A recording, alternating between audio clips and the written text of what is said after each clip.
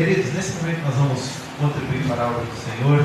Nosso irmão Wagner vai louvar o nome do Senhor. E enquanto isso nós contribuímos na casa do Pai. Amém? Eu quero agradecer a todos os irmãos que têm nos ajudado.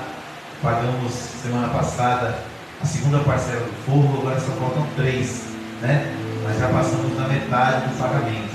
Então que Deus continue abençoando você, sua casa, sua família e sendo a providência na sua vida. Amém? Vamos orar ao Senhor. Pai, nós te damos graças, Senhor, porque nós compreendemos que tudo que nós somos e tudo que nós temos, ó Pai, provém do Senhor.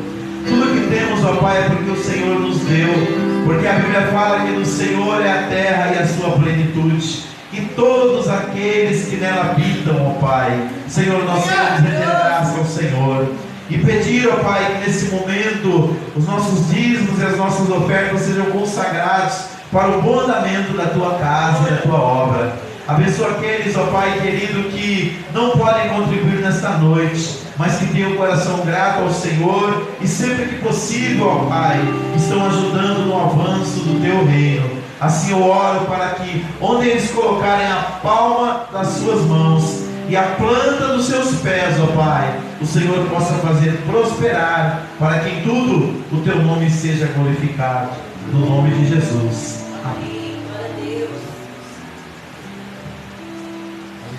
Pastor, irmãos. Amém. Glória ao Senhor. Vamos adorar ao Senhor.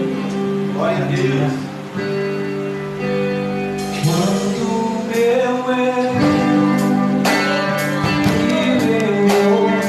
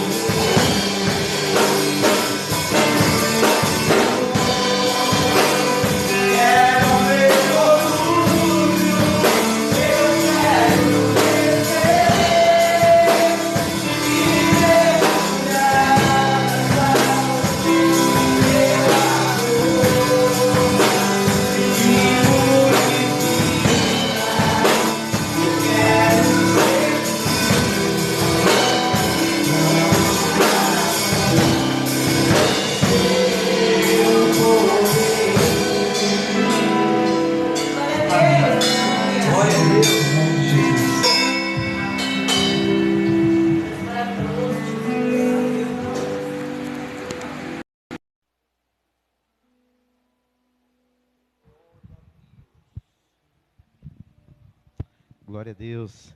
Queridos, abra suas Bíblias comigo.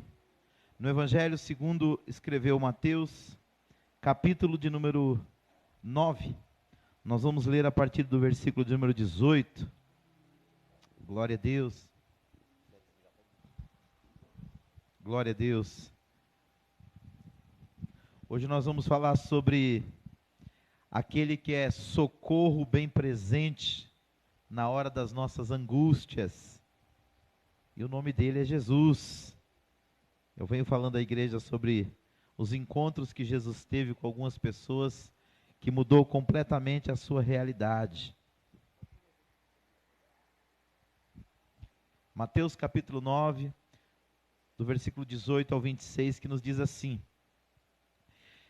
dizendo-lhes ele estas coisas, eis que chegou um chefe e o adorou, dizendo: minha filha faleceu agora mesmo, mas vem, impõe-lhe a tua mão e ela viverá.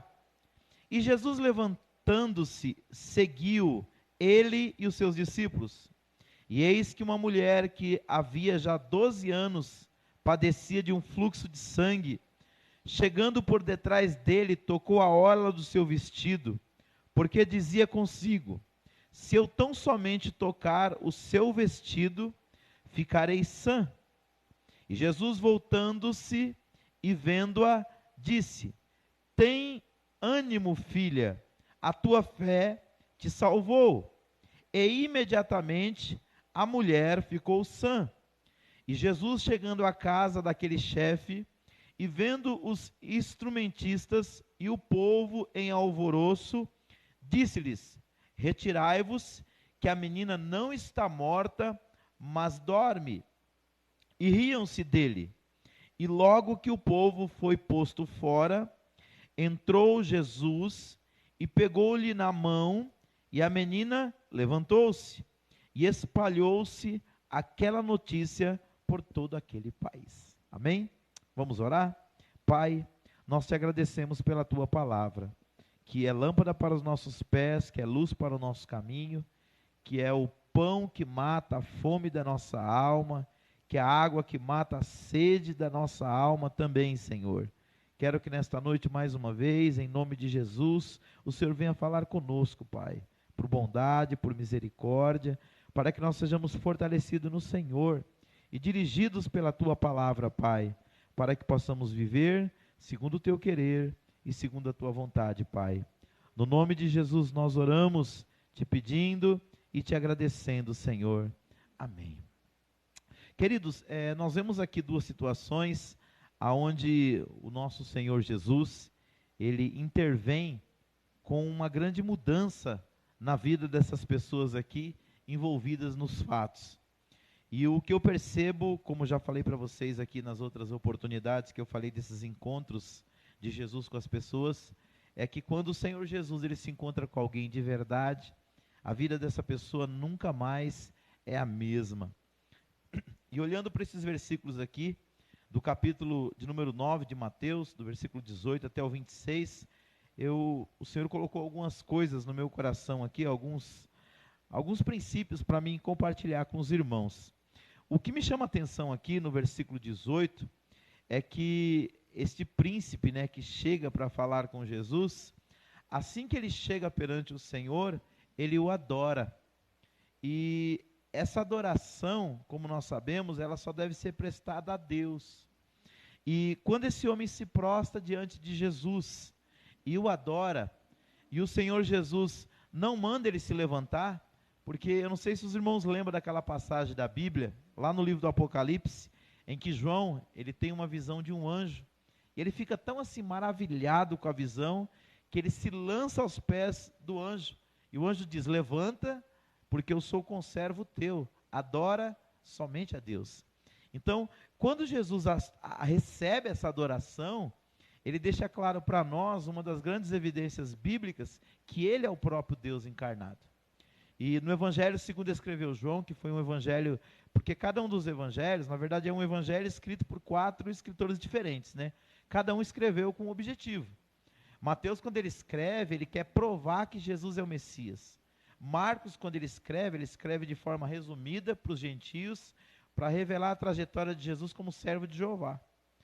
Lucas, quando ele escreve, ele quer tratar de Jesus como o Filho do Homem, mostrar para ele, para todos aqueles que lessem o livro, que Jesus era Deus, mas ele também era homem em todas as suas potencialidades. E o Evangelho de João é diferente. Ele é escrito bem depois dos outros 3, e ele é escrito para provar a divindade de Jesus. E por quê? Deus não age sem propósito. Tinha entrado uma heresia na igreja primitiva, daquela época de João, onde muitos estavam ensinando que Jesus não era Deus. Então ele escreve um livro que já começa dizendo assim: no princípio era o Verbo estava com Deus, e o Verbo era Deus. E o versículo 14 diz que assim: o Verbo se fez carne, habitou entre nós, e vimos a sua glória como a glória do unigênito do Pai. Então, João, quando ele escreve, o propósito dele é revelar que Jesus é Deus. Então, esse homem aqui, quando ele se prostra diante de Jesus, mediante o que ele estava passando, ele reconhece que Jesus é Deus. E isso é muito importante para nós, por quê? Porque tem gente aí que se diz cristão, que diz que Jesus não é Deus, ou que Jesus é um Deus com D minúsculo. Eles chegam a ponto de adulterar a Bíblia deles para conformar com a tese deles, que Jesus não é Deus.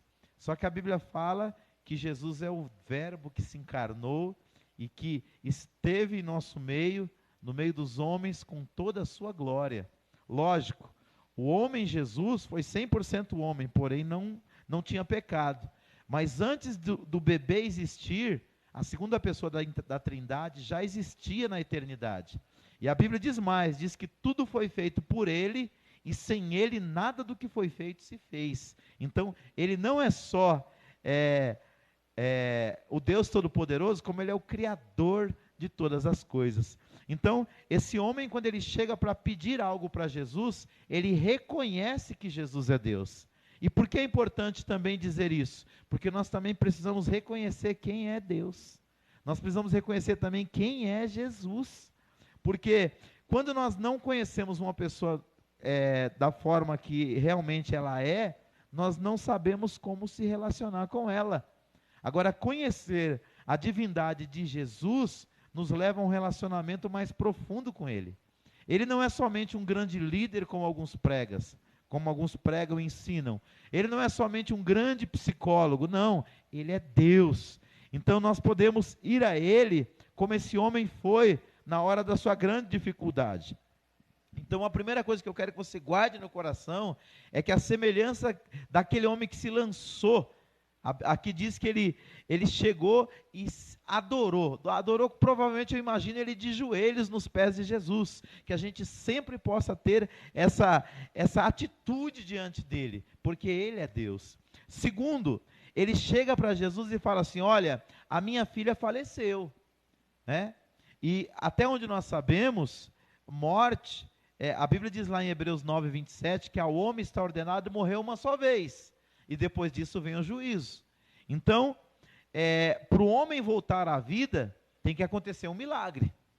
Tem algumas pessoas aí que já passaram por uma experiência quase morte, né? E eles contam muitas coisas que já viram depois que tiveram essa experiência, mas morreu. Para voltar, tem que ter um milagre de Deus aí, né? Então, esse homem chega com um problema impossível de resolver, humanamente falando.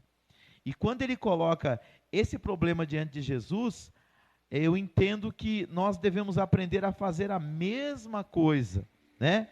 Porque ele diz assim, vem, olha a fé dele, vem, impõe-lhe a tua mão e ela viverá. Então, com certeza, ele já tinha ouvido falar de Jesus. Alguém já tinha dado testemunho de Jesus para ele. Então, aqui eu aprendo duas coisas. Para nós recebermos solução para os nossos problemas, nós temos que ir no lugar certo, mas também temos que ir na pessoa certa. Por exemplo, você vai resolver um problema lá no Poupa Tempo.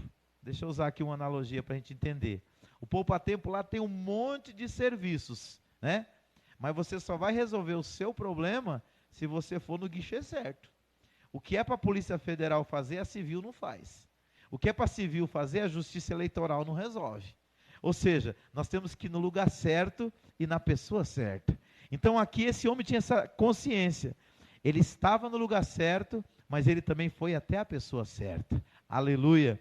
Então, que a gente possa pedir esse discernimento para Deus. Porque às vezes a gente até está no lugar certo, mas a gente acaba batendo na porta errada e a gente acaba não tendo solução para os nossos problemas. E esse discernimento nós precisamos ter. Que o Senhor nos dê sabedoria para nós irmos no lugar certo, mas nós também falarmos com a pessoa certa.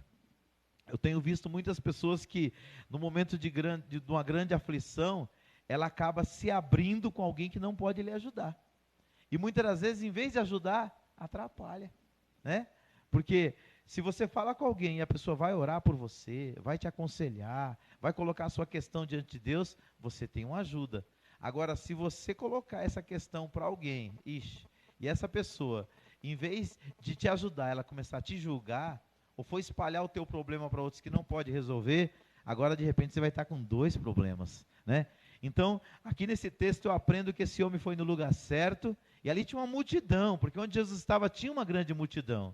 Havia ali muitos apóstolos do Senhor Jesus, havia centenas, talvez milhares de discípulos, mas ele foi no lugar certo e na pessoa certa. Outra coisa interessante aqui é que diz que no versículo de número 19, e Jesus levantando-se, seguiu ele e os seus discípulos. Então, na hora que ele chega, que ele expõe para Jesus o que está acontecendo, ele diz assim, olha, a minha filha faleceu agora mesmo, vem e impõe as mãos, ela viverá. Eu vejo aqui uma prontidão de Deus em nos ajudar, porque esses dias eu estava numa mesa com algumas pessoas, né, e aí uma pessoa disse assim, ela não é evangélica, mas ela disse assim, olha, eu consegui tal coisa, graças a Deus. Aí outra pessoa repreendeu ela, né, graças a Deus nada, graças à sua capacidade, você lutou, você foi lá, você conseguiu, e eu fiquei quietinho, né, que eu sabia que se eu fosse falar alguma coisa, eu ia entrar numa polêmica ali. Mas irmãos, o apóstolo Paulo, ele disse que de nós mesmos, nós não somos capazes nem de pensar. Então tudo que nós alcançamos, lógico, tem um mérito humano. Deus também trabalha com a meritocracia. Ele diz assim, esforça-te e tem bom ânimo. A gente vai, a gente luta, a gente peleja, mas no final de tudo, irmãos, quem abençoa é Deus. Quem dá a vitória é Deus. Não é verdade? Porque se Ele não nos ajudar, a gente não consegue nem levantar da cama. Quantas pessoas que foram dormir saudáveis e não acordaram mais, então até o fôlego de vida nós devemos a Ele. Eu tive um pastor que ele dizia assim, igreja, se Deus retirar de nós 5 minutos do nosso oxigênio, acabou o homem. A maioria das pessoas que passar por essa situação, vai ficar o resto da vida vegetando. Então, nós devemos agradecer a Deus por tudo. Então eu vejo aqui que Jesus se levantou, ou seja, a prontidão de Deus em nos ajudar. Porque uma coisa é você ir buscar algo de alguém, sabendo que essa pessoa está disposta a te ajudar. Outra coisa é você ir buscar, achando que ele não está nem aí. E alguém já disse que orar, sem acreditar que Deus vai responder, é zombar de Deus. Então, eu quero incentivar você a sempre que for orar, ir com fé, e acreditando. Porque na oração, quando nós vamos buscar algo de Deus, dos 2, 1, ou a situação muda, ou a gente muda para enfrentar a situação, mas a gente nunca volta do jeito que nós fomos, porque Deus tem prontidão em nos atender. Não é Ele mesmo que diz, clama a mim, e responder-te-ei, anunciar-te-ei coisas grandes e firmes que você não sabe. Lógico, tudo está dentro de uma vontade soberana dEle, mas a Bíblia diz que o Pai é bom, e que Ele se compraz em abençoar os seus filhos, amém? Então, quando Jesus chega, quando aquele homem chega até Jesus, ele diz, olha, minha filha morreu agora, vem e põe as mãos, e ela vai sarar, e ali ele o adora, Jesus se levanta, glória a Deus, e a coisa linda é quando Deus se levanta. A Bíblia fala nos Salmos, que por causa da opressão do pobre, e do gemido do necessitado, o Senhor se levantaria e poria salvo aquele que por Ele tem clamado. É que a gente não tem muito esse costume, irmãos, mas se nós nos habituássemos a registrar as nossas orações e a registrar as orações que Deus responde, eu tenho certeza que a nossa fé seria muito maior. Porque o problema nosso é que a gente pede, aí a gente esquece, aí Deus vai e nos abençoa, a gente agradece, mas muitas das vezes quando a gente chega diante de uma outra situação, A gente se sente intimidado porque a gente se esqueceu que ele já respondeu muitas outras orações. Toda vez que você lembra o tanto de coisas que Deus já fez por você, quantos clamores, quantas petições, quantas orações, quantas intercessões que ele respondeu, a tua fé cresce. Então, traga à memória aquilo que pode te trazer esperança. E uma das grandes esperanças é saber que Deus nos ouve e é saber que o Senhor nos atende. Então, eu aprendo aqui olhando para esse texto que Jesus se levanta, e esse levantar dele fala da prontidão dele para nos ajudar.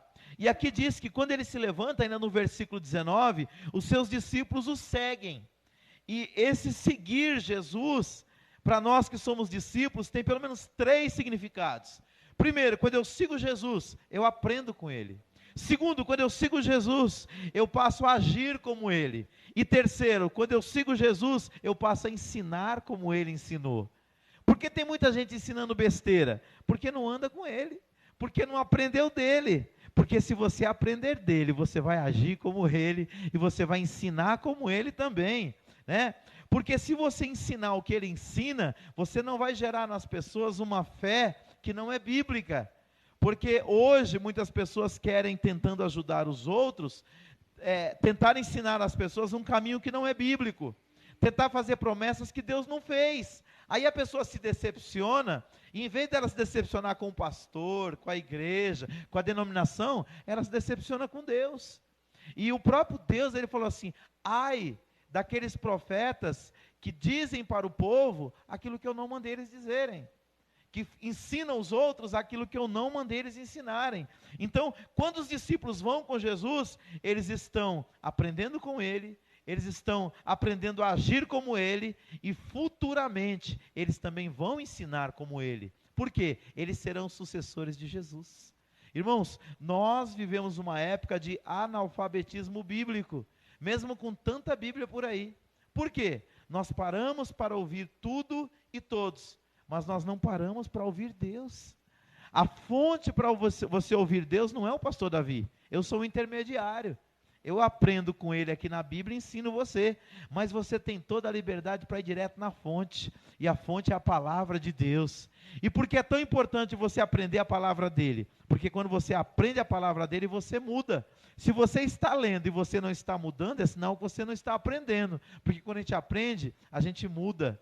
Albert Einstein disse que a mente expandida nunca mais volta ao tamanho original. Aquilo que você aprende, você só esquece se você bater a cabeça. Agora, se você interioriza, muda a sua realidade. E é isso que os discípulos faziam. A cada entrada que Jesus entrava numa casa e operava um milagre, a cada multiplicação de pães, a cada pesca milagrosa, a cada conselho, a cada sermão, era Jesus preparando os discípulos para darem prosseguimento àquilo que ele estava fazendo na terra.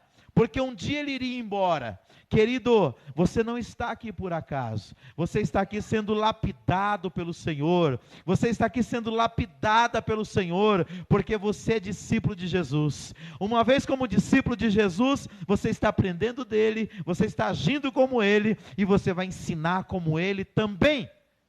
E isso vai fazer uma grande diferença na vida das pessoas.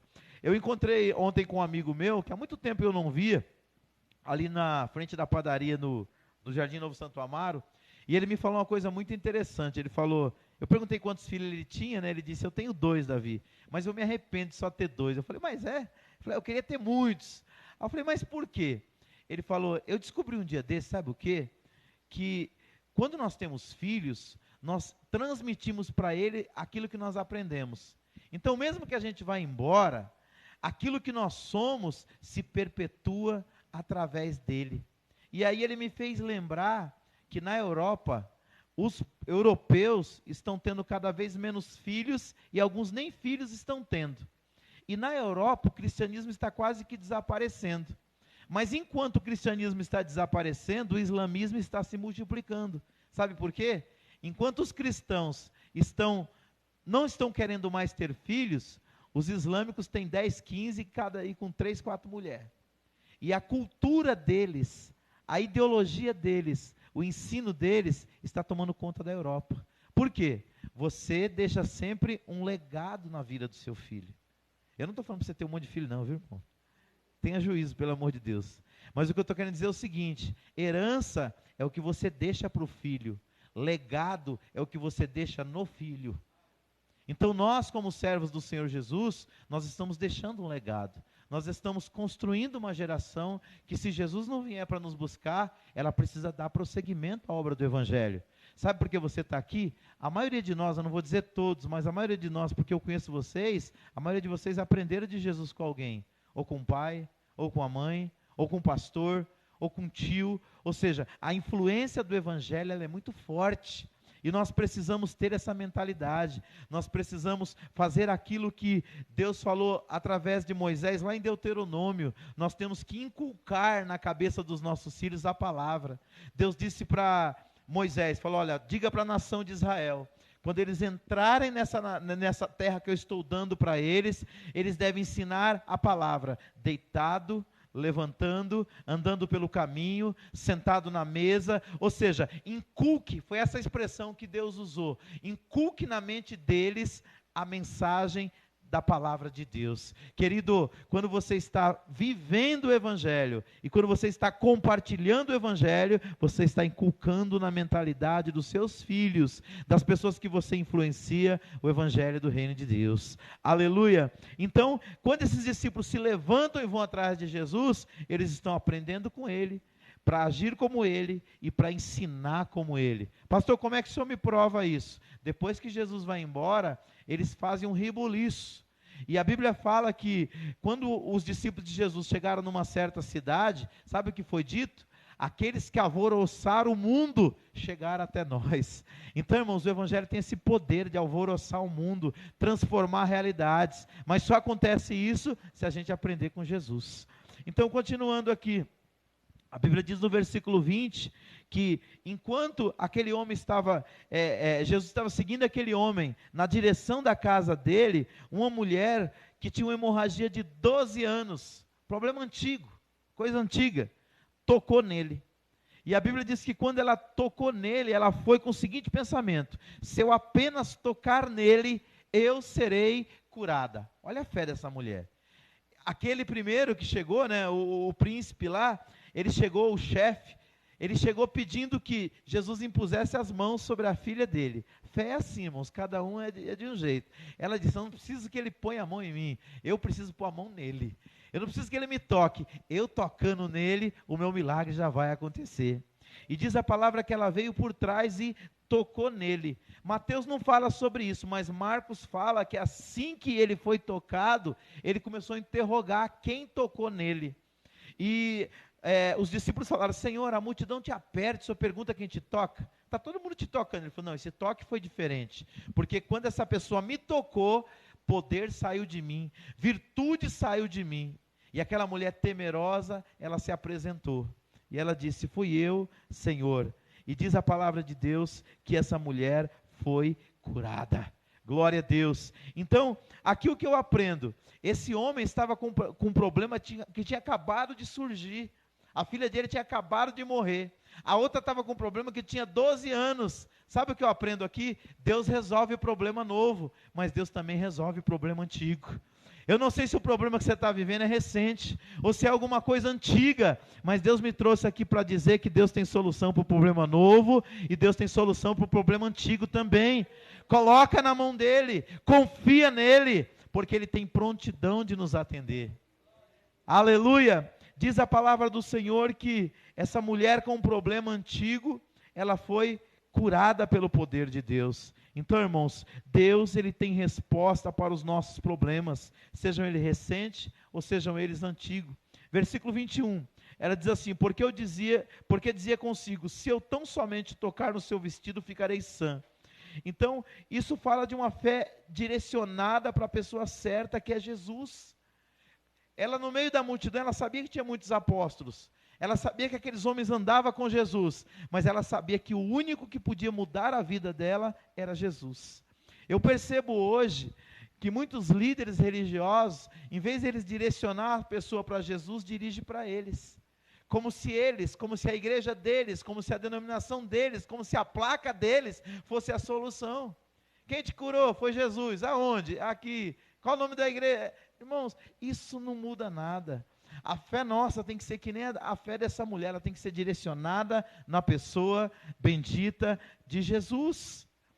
Por que esse homem recebeu também a resposta da sua oração? Porque a fé dele estava direcionada na pessoa de Jesus. E deixa eu fazer um adendo aqui, irmãos. Tem pessoas que na sua fé usa copo de água, usa lenço, usa roupa, usa fralda, usa um monte de coisa.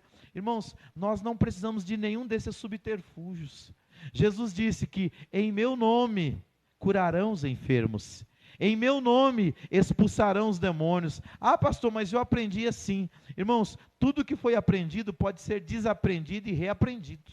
A vida é assim. Nós aprendemos e desaprendemos e reaprendemos, né? Entenda, quem faz o milagre é Cristo. Não precisa de fralda, não precisa de lençol, não precisa passar por uma porta, não precisa subir a escada lá da Aparecida, lá do Jesus da Bahia, lá rasgando o joelho. Não precisa de nada disso. Precisa direcionar a nossa fé na pessoa bendita de Jesus. A Bíblia diz que existe um único intercessor entre Deus e os homens hoje, e esse intercessor, esse mediador é Jesus.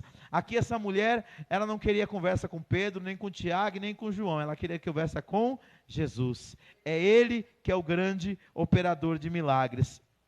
Para nós concluirmos, irmãos, aqui diz que Jesus vendo-a, né? Isso me ensina que Jesus nos vê. Eu estou cansado dessas pessoas que chegam assim para mim e falam: ah, pastor, ora por mim porque, não sei, parece que a sua oração tem mais condição que a minha, né? Querido, o mesmo olhar que Deus tem para a minha pessoa, Deus tem para a sua. A única diferença entre a minha pessoa, que sou pastor, e a sua, que é membro, é responsabilidade. Porque a Bíblia diz que a quem mais é dado, mais será requerido.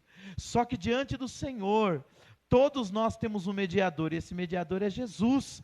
Aqui diz que Jesus a viu, e Jesus te vê também. Com toda a sua simplicidade, nós não precisamos de palavras bonitas, nós não precisamos de retórica linda, não. Nós precisamos abrir o nosso coração com fé, com sinceridade e nos despejarmos diante dele. E isso é garantia que ele responde a nossa oração. Jesus, vendo a fé dessa mulher, ele disse: tem bom ânimo. Esse bom ânimo fala de acolhimento. Jesus não a rejeitou, Jesus não a censurou. Essa mulher, irmãos, por causa da hemorragia, segundo a lei, ela tinha que estar afastada das pessoas. Naquela época, uma mulher que estava naqueles dias da menstruação, ela tinha que ficar longe de todo mundo, porque ela era considerada impura. Então aqui, ela passou por cima de uma lei para operar um milagre, para que Deus operasse um milagre na vida dela. Quando Jesus vê isso, alguém pode ter, sabendo do problema dela, poderia ter julgado ela. Jesus não julgou, Jesus a acolheu. Então, que nós tenhamos esse olhar, menos julgador e mais acolhedor, porque nós queremos esse acolhimento também. Por que rejeitar tanto se nós queremos ser acolhidos, né? E ele disse: a tua fé te salvou. No original grego, aqui a palavra não é salvou, a palavra é curou, né? Porque tanto salvar como curar é a mesma palavra na etimologia grega. Mas quando Jesus salva, irmãos, quando Jesus cura, o maior objetivo dele não é só curar fisicamente, é principalmente curar espiritualmente, porque a maior enfermidade do homem é o pecado. Mas Jesus, ele está pronto para curar no espírito, na alma e também no nosso corpo. E aqui Jesus imediatamente cura aquela mulher, ela vai embora, e Jesus vai para a casa de Jairo. Quando ele chega ali, ele disse assim: não chorem, porque a menina não está morta, mas dorme. Quando Jesus diz isso, as pessoas começam a zombar dele. Esse sorrir, e riam-se dele, eles começam a zombar dele. Todas as vezes que você expressa a sua fé, mediante daqueles que não acreditam nas coisas de Deus, você é zombado. Ou com o olhar, ou com palavras, ou no coração. Mas Jesus não está nem aí para isso, porque ele sabe o relacionamento que ele tinha com o Pai. Ele sabia o que ia acontecer. Então que a gente guarde o nosso coração, para não deixar que essa zombaria do mundo afete a nossa fé. Tem muitas pessoas que no ambiente cristão ele é crente até umas horas, mas chegou no ambiente do mundo, porque vão zombar dele, ele muda de roupagem, né? Como o camaleão, ele muda de de jeito, de trejeito. Não, irmãos. Aonde nós formos, nós devemos ser a mesma pessoa. Sal da terra e luz do mundo. Lógico, você não precisa ficar pregando em todo local que você vai. Tem que usar as oportunidades que Deus te dá.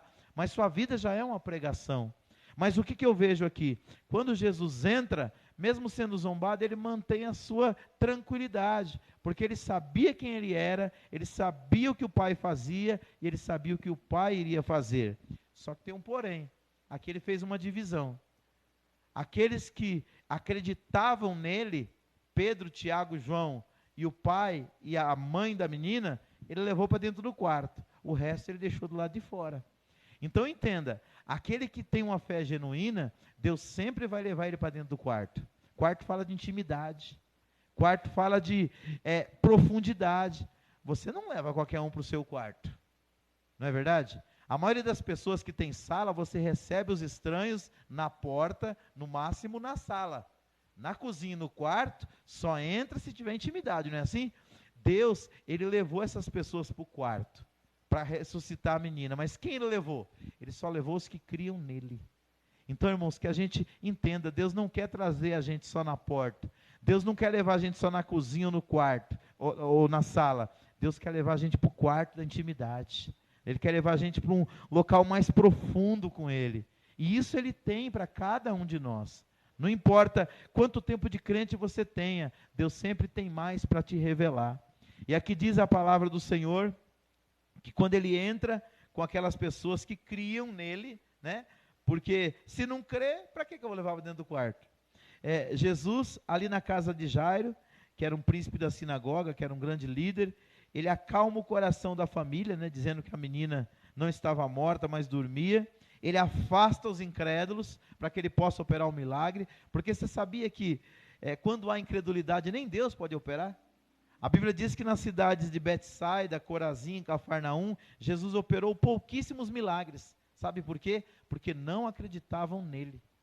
Eu não sei como é que está a tua fé, mas Deus te trouxe aqui para dizer o seguinte: você precisa crer, você precisa confiar. A Bíblia fala que sem fé é impossível agradar a Deus. O que adianta a gente orar tanto, se na hora que a gente vai até o Senhor, a gente duvida que Ele está nos ouvindo e que Ele vai nos responder? Nós precisamos confiar, nós precisamos crer, nós precisamos acreditar. E como disse o escritor da carta aos Hebreus, fé é o firme fundamento das coisas que se espera e a prova daquilo que você ainda não viu. Se vê, não precisa de fé. Eu não preciso de fé para ver. Você precisa crer. Creia. Aquilo que você não pode, Deus pode. Aquilo que você pode, Deus não colocará a mão. É a tua parte. Mas aquilo que você não pode, Deus pode fazer. Então confia, acredita. Diz a palavra do Senhor que Jesus leva então aquele pai aflito, aquela mãe aflita para dentro do quarto. E ali junto com Pedro, Tiago e João. Sabe o que Jesus fez? Versículo de número 25. E logo que o povo foi posto fora, onde é que está o povo? Fora. Por que estava fora? Porque não cria. Se cresce, Jesus trazia para dentro do quarto também. Entrou Jesus e pegou-lhe a mão, e a menina levantou-se. Então, irmãos, aquilo que parece ser tão complicado para a gente, aqui o caso é extremo, é morte, é impossível, é improvável, mas Jesus operou uma mudança. Qual que é o seu improvável? Qual que é o seu impossível? O que é que está te atormentando tanto? É um problema antigo ou é um problema novo? É uma hemorragia de 12 anos que está minando as suas forças, ou é um problema que bateu na sua porta hoje? Não importa se é antigo ou se é novo, vamos colocar ele diante de Deus. Amém, queridos? Vamos se colocar de pé em nome de Jesus, vamos orar? Eu creio que a Bíblia fala que operando o Senhor, quem impedirá? A sua mão está estendida, quem, pois, a fará voltar? O Senhor determinou, quem, pois, invalidará? Né? Então, e diz mais, Deus não é filho do homem, Deus não é homem para que minta, e nem filho de homem para que se arrependa. Nós devemos confiar nele. Oremos ao Senhor. Pai querido, Deus amado, muitas das vezes, Senhor, as situações da vida, elas tiram, meu Deus querido, a nossa paz. Muitas das vezes, Senhor, elas lançam o nosso coração na ansiedade, na preocupação e até no medo, Pai. E tudo isso, Senhor querido, alimenta o nosso imaginário, Pai, de tantas coisas ruins, de tantas coisas negativas, mas nós estamos aqui, Senhor, para aprender com a Tua palavra. E aquele que é Teu discípulo, anda contigo, aprende contigo e precisa ensinar aquilo que o Senhor ensinou. Senhor, nós estamos aqui, meu Pai, aprendendo contigo que problemas velhos ou problemas novos, o Senhor sempre pode nos trazer uma direção e uma solução. E quando as situações não mudam, nós mudamos através do poder da Tua graça. A minha oração, ó Pai, é para que o Senhor alcance o coração dos Teus filhos nesta noite. Aqueles que estão lá do outro lado, Pai, nos acompanhando por esta live, ou que vão acompanhar esse vídeo num outro momento, no Facebook, no YouTube, que eles possam ser tocados pela Tua palavra, Pai, e possam compreender que precisam confiar, precisam crer, precisam se lançar, meu Deus querido, aos Teus pés, porque o Senhor é o nosso Deus, o Senhor é o nosso refúgio, o Senhor é a nossa fortaleza, o Senhor é o nosso socorro bem presente, no momento que nós estamos angustiados, ó Pai. Só que nós precisamos compreender que se nós não acreditarmos em Ti, Pai, se nós não depositarmos a nossa fé no Senhor, nós veremos outras pessoas experimentar o Seu milagre, e nós ficaremos da porta para fora. Pai, nós não queremos ficar da porta para fora, nós queremos entrar no quarto, nós queremos ver a menina ressuscitar, nós queremos ver a hemorragia ser estancada, nós queremos ver e experimentar o Teu milagre, Pai. Venha nos ajudar, Senhor, nos ajuda a crer, Pai, é o meu pedido no nome de Jesus. Despede, Pai, os Teus filhos em paz, livrando e guardando de todo mal, no retorno para os seus lares, em nome de Jesus, amém. Queridos, Deus abençoe. Amanhã nós temos a nossa reunião às 19h30, última reunião desse ano. Domingo pela manhã, 9 horas, nós temos escola bíblica e às 18 horas, culto com as mulheres, amém? Acabou o ano, irmãos. Chegamos no mês de dezembro, né? Vamos agradecer ao Senhor, porque até aqui Ele tem nos ajudado, amém? Que o grande amor de Deus, nosso Pai, que a maravilhosa graça de Jesus Cristo, seu Filho, e que a doce consolação do querido Espírito Santo seja com cada um de vós. Não só agora, mas para todos sempre, todos digam. Vamos aplaudir o Senhor. Glória a Deus.